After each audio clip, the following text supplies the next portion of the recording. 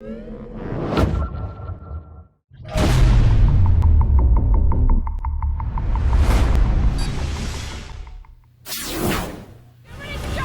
everybody, welcome back to Jeff Bowl Central. Got another video game review for you today.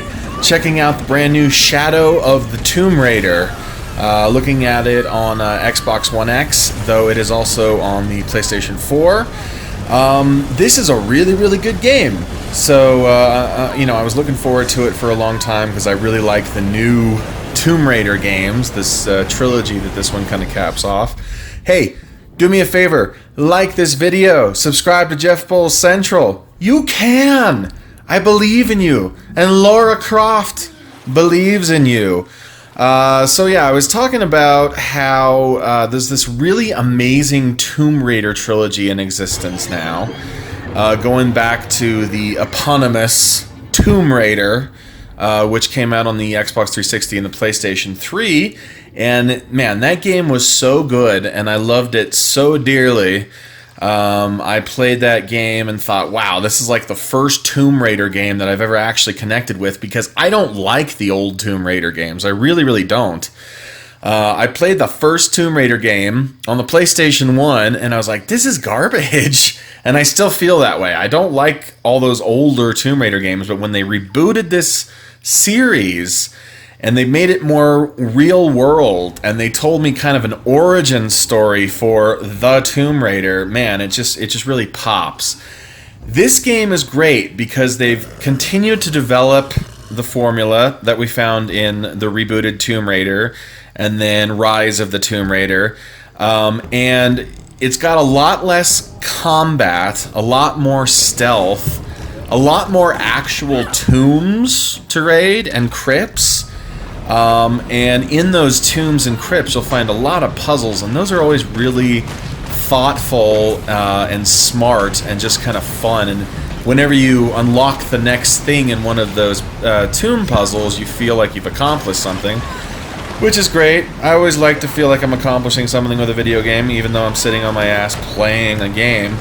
As far as the combat goes, there's not anything different about the combat. Lara Croft, at this point, and this version of the character, she's got to be like 24 years old. She's already a mass murderer, and you will kill dozens and dozens of bad dudes in this game. But really, the team at Eidos-Montreal wants you to stealthify your combat prowess.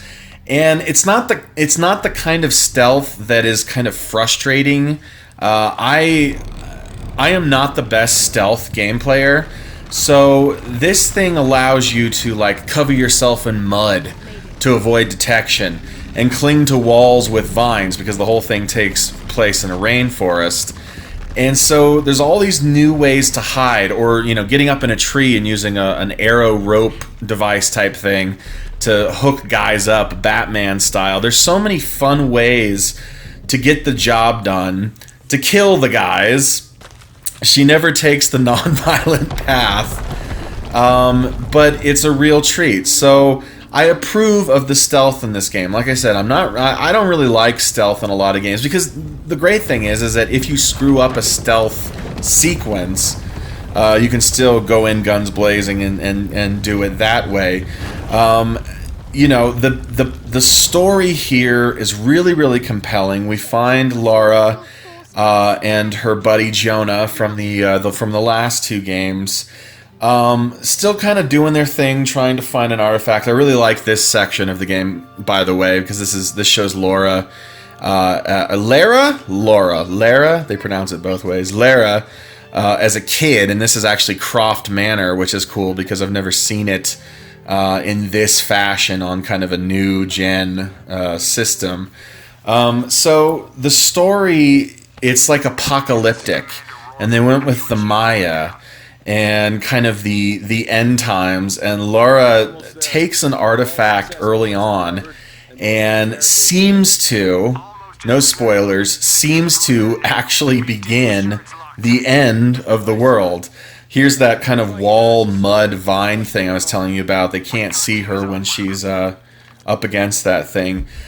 And another cool thing that's kind of developed with this version of Lara is she's she's confident, she's capable, but she's also clearly got issues with dealing with other human beings, which I really appreciated. The performers who actually do the characters here, they're top notch. The vocal work is top notch. The motion capture is top notch. The action is top notch. The visuals, oh my god! Like I said, I'm playing this on an Xbox One X, and it's absolutely beautiful.